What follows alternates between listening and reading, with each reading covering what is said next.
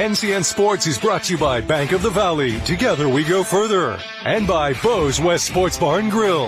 The place to be after the game is Bo's West Sports Bar and Grill in Columbus. This is a special presentation from News Channel Nebraska.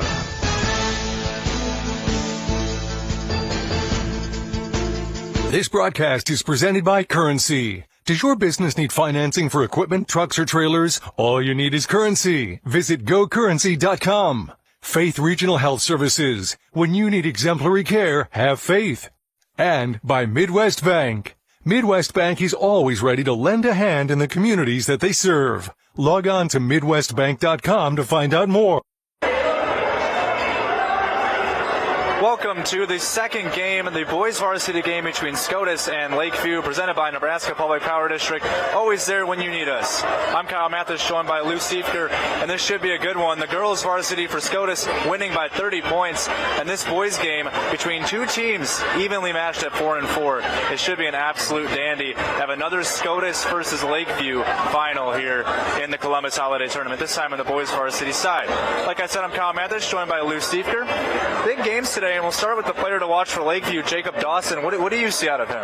Well, he's a leading scorer, and Lakeview started the season kind of struggling to score points. They've gotten better, and I think he's one of the reasons why. Averages almost 11 points a game. They had 68 against Twin River, so they're starting to catch fire here a little bit. I think guys like Dawson at 11 points needs to be good against SCOTUS, a very good defensive team here in this ballgame. And we'll go to SCOTUS, who won last year, and their key player, Max Wemhoff, the junior. What do you see out of Wemhoff today to try to lead his team to a win? Well, he's one thing with Wemhoff is he's 6'4", and he's a good athlete.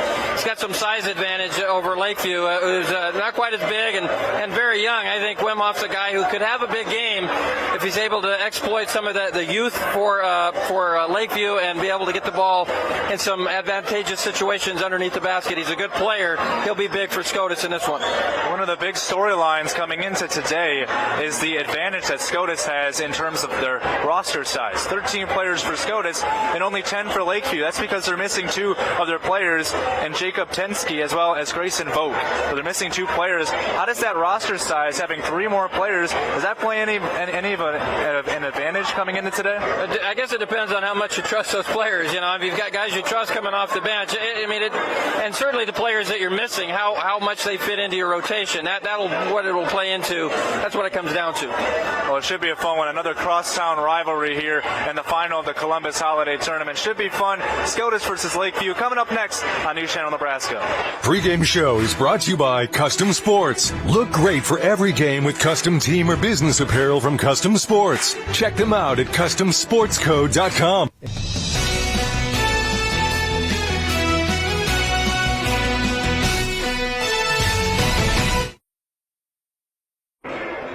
Welcome back to the Columbus Holiday Tournament. We're just about 2 minutes away from tip between SCOTUS and Lakeview for the boys varsity game. I'm Kyle Mathas, joined by Lou Siefker, and this one should be a dandy. It's time to look at our School Spotlight sponsor. Does your business need financing for equipment, trucks, trailers, or more? All you need is Currency. Visit gocurrency.com.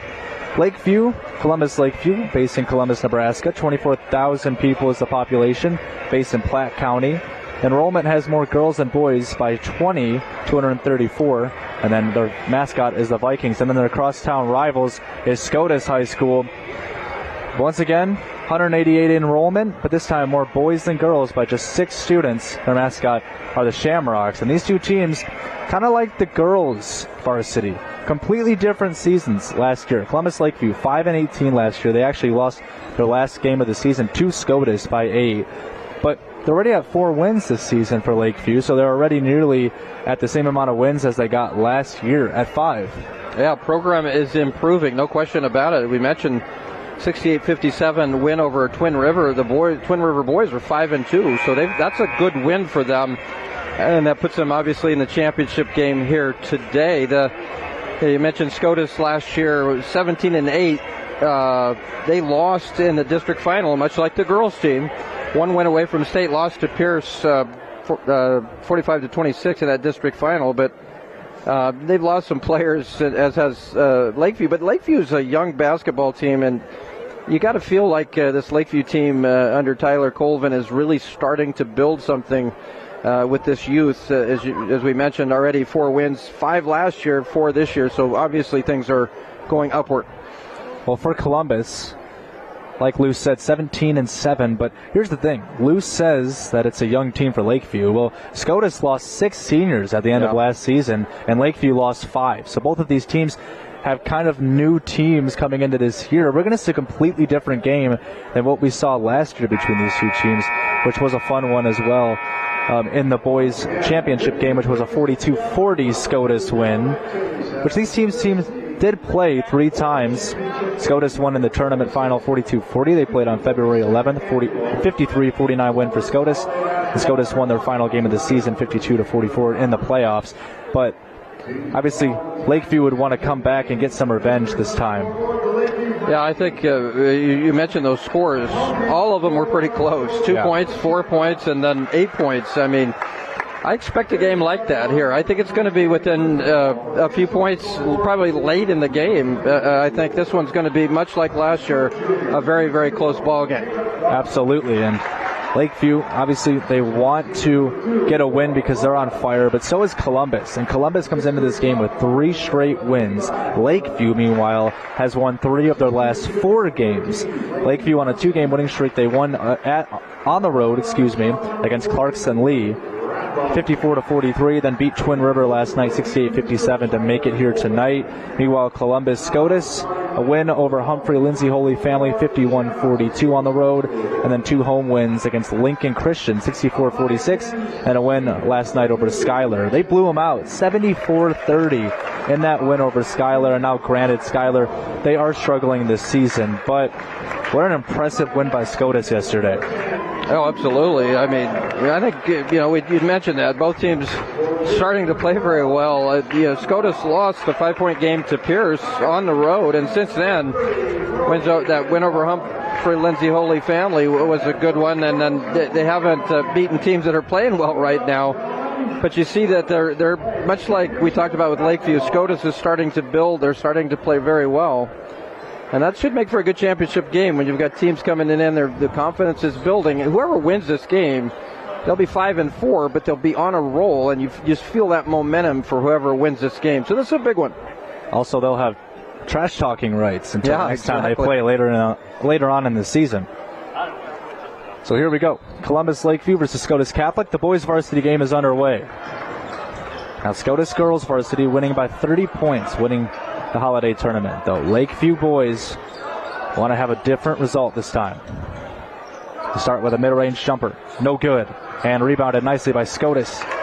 Taken down there by Max Wemhoff, who was our featured star watch, as here's a nice runner off the mark and a shot by Brody Lindhorst.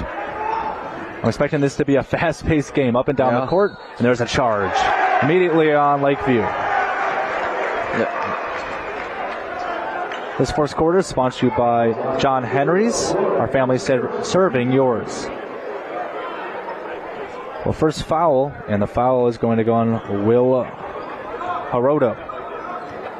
Yeah, Hirota put his shoulder down there. That was a pretty easy call for the official. Man-to-man defense for Lakeview. Different than their other team, the girls varsity, which started with zone. There's a nice shot to start the scoring there for Jackson Hang. Jackson Hang's another scorer for the SCOTUS team.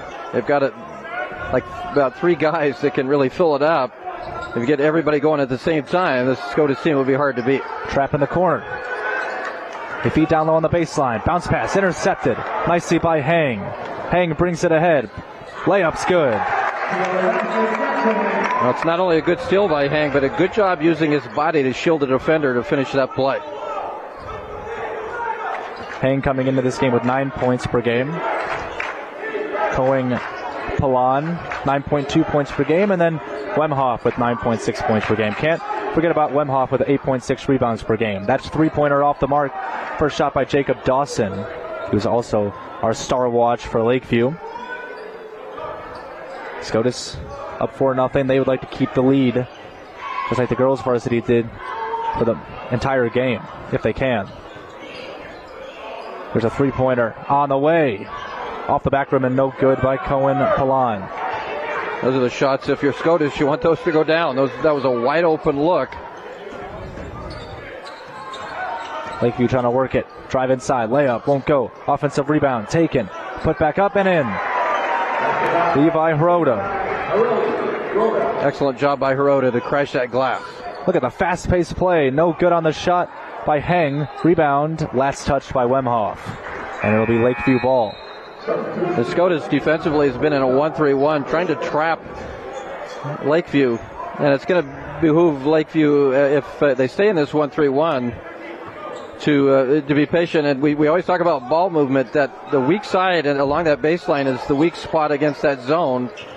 And you don't want to rush shots against a 1-3-1. Checking into the game is Parker Ostin, 6'1" sophomore. Checking in for Levi Hirota, 6'3" sophomore, excuse me. That three-pointer off the mark. Taken by Scotus. Now they can run. They have speed. Spin move. Layup. Too hard. Rebound inside is good. Eli Jude McGuire. And McGuire, nobody blocked him out. Mistake by Lakeview. McGuire gets in there and gets that putback. The pass almost intercepted. Scotus really doing a good job trapping down on the baseline. Here's Dawson. Yeah, you got a scorer this season. Spacing also very important against the 1-3-1. You got to space them out, move that basketball, and get them out of position. There's a steal by Scotus. They get another one. Cohen Palan on the other way and lays it up and in. It's Wemhoff who gets his first points of the game, and it's 8-2. With Scotus in the lead. I don't know if you can hear that, but Lakeview calls a timeout, and the fans love it. Great fast break there by Scotus. Well, 8-2. What a start to the game for Scotus. They forced a bunch of turnovers so far. 3 on Lakeview. We'll see this 1-3-1. It gets the steal. And now out in front of the play, Palan over to Wemhoff for the lay-in. That's just a great job to get the steal off that. The 1-3-1 is designed to trap and designed to get those opportunities to get into transition. And then when you do, you run that fast break, you get the points. That's what Scotus does so well. The 3 turnovers by Lakeview right now, and they're turning those into points. That's very, very big here for Scotus Central Catholic. Well, Polana with an unselfish play. He could have went in, taken the contact, maybe draw the foul, but gives it off to Wemhoff, who has an open layup. Which you love to see from even a junior like Polana, who has 1 year to go. Love unselfish basketball, and that's what winning teams do. Lakeview needs a bucket in a big way. And can they get one from Dawson, who's the leading scorer this season? 10.3 points per game. Bad pass, goes into the backcourt, dove for, Scotus can't get it, and now Dawson has it. And then a foul on the reach-in. It's going to go on Owen Lindhorst. First foul in the game for him.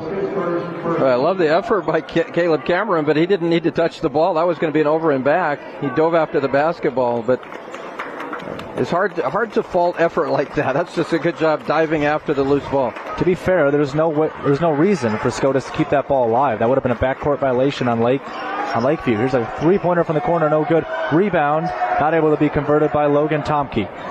Scotus tries to run. It hits the ref and stays in bounds. Scotus catches a break. Could have been a turnover. That was going out of bounds. Use whatever you can out there. Hey, the ref's part of the game. Here's Hang now with 4 points.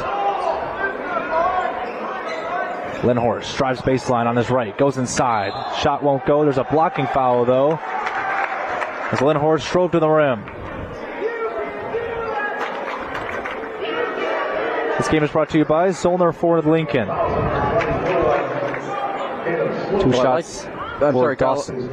Sorry about that. I was just going to say two shots for Lindhorst coming up here. Yeah. They good drive by Lindhorst, kind of forced the issue, and now they have a chance from the free throw line. But McGuire came and got that rebound. Now the first free throw missed, so in essence they're going to lose at least 1 point off the foul call. Foul is on Caleb Slope. Nice right-handed drive, as you can see from there, from Lindhorst. Strong, and took that to the basket. Makes the second free throw, goes 1 for 2 from the line. Yeah, you love that aggressive drive. Take the ball, be the aggressor. Scotus has been that here in the first quarter. They're up 9-2 midway through the first quarter. Jacob Dawson has been shut down. Another Scotus steal. Now driving in and laying it up and in is Caleb Cameron, the 6'2" junior coming off the bench. Turnovers into points.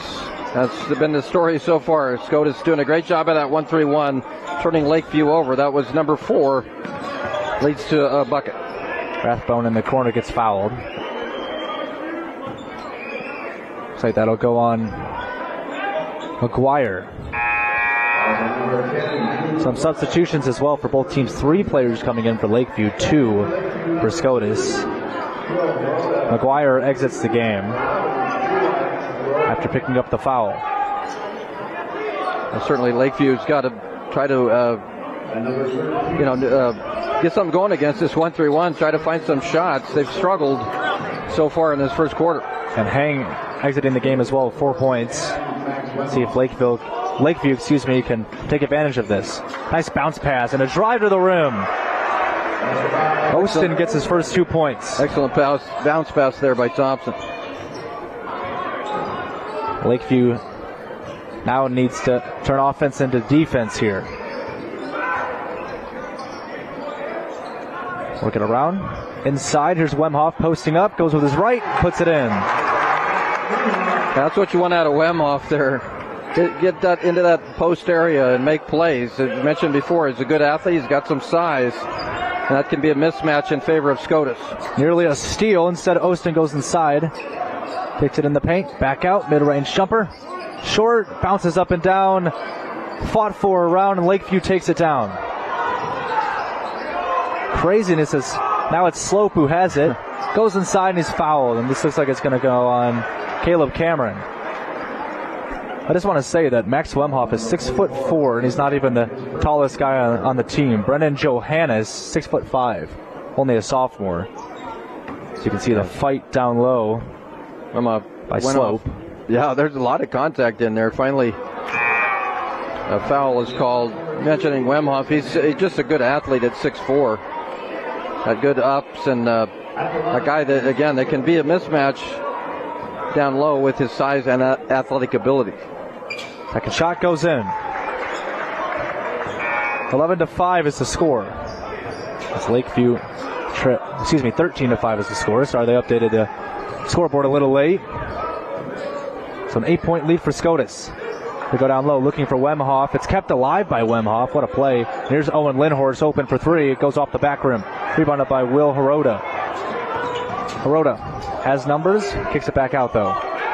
SCOTUS getting back on defense, did a nice job there. But there's Hirota from the corner. Lakeview needs these shots, and they're only down by 5. 3-point shooting can be very big if Lakeview is able to make them like that. Hirota from that deep corner gets that 3 to fall. 1:20 to play in the first quarter. There's Brody Lindhorst. That's Jackson Hang coming off of the bench. He's on the bench for probably about 15 seconds and then puts up a layup. I think he might have just got a technical. Yep. He might have just got a technical, and he did. He screamed right in the face. Yeah, Hang made that bucket, and then it said something right to the Columbus Lakeview defender, official right there. Well, you just got to be careful with that. I get it. It's an emotional game, but you can't trash talk. That's going to be a problem. So now Lakeview's right in the face of Will Hirota. Lakeview's going to get free throws. I thought, well, wasn't it a technical foul or was it just a warning? I guess that was just. I guess we'll find out. Ref's coming to discuss this. It should be free throws because of the technical, but. Well, perhaps looking like they're gonna yeah, sorry. It was looking like they're going to inbound on the baseline. Maybe that was just a warning. Yeah, I did not see the technical signaled by the official, but he definitely stopped play. I think it was, you're right, Kyle, I think just a warning on that situation. But Hang's got to be careful. Toss it in the corner. Rathbone, swing pass intercepted by Owen Lindhorst. Driving the court, putting up the layup, no good. A rebound comes in. They can't finish it off. There's a foul. I think it's going to go on SCOTUS on the rebound. One of the things in this game, Lou, is that Jacob Dawson's the leading scorer on this Lakeview team, has 0 points here in this first quarter so far. Yeah, you need your scorers to score in this ball game. That sounds simple, right? Well, SCOTUS plays really good defense, but your top guys have to step up and be productive offensively if you're going to beat SCOTUS. Trapped in the corner, and Rathbone turns it over. This game is brought to you by United Healthcare, where small towns matter. That's the thing with that zone defense, that trap on the baseline is absolutely lethal. Yeah, that 1-3-1, if it's run well and active, SCOTUS has a very active 1-3-1, and it's quick, and it gets you in those trap situations. Caleb Cameron in the post with a side to post up. Almost double dribble, instead he puts up the floater and gets it to go. Caleb Cameron coming off of the bench, still making his presence felt with 4 points. That was a good job by Cameron not to panic and force that one. Took his time, got his footwork down, and got that shot to fall. Another trap, and he stepped on the baseline, turnover. Another one for Lakeview. Well, that's 7 turnovers here in the first quarter for Lakeview. 10 seconds to go, but Lakeview has got to limit those the rest of the way to stay close. Here's Palan. Got to hurry with 7. Palan drives it inside, lost the handles, and then kicked it out of bounds. I like the drive by Palan, just lost control of the basketball, never regained it, and turns it over. He's going to take the shot here. Time winding down. It's going to have to be a full court shot, and Hirota won't take it. And SCOTUS will take a 10-point lead into the second quarter. 17-7, SCOTUS leading it over Lakeview in the Columbus Holiday Tournament final. We'll be back for the second quarter right after this on News Channel Nebraska.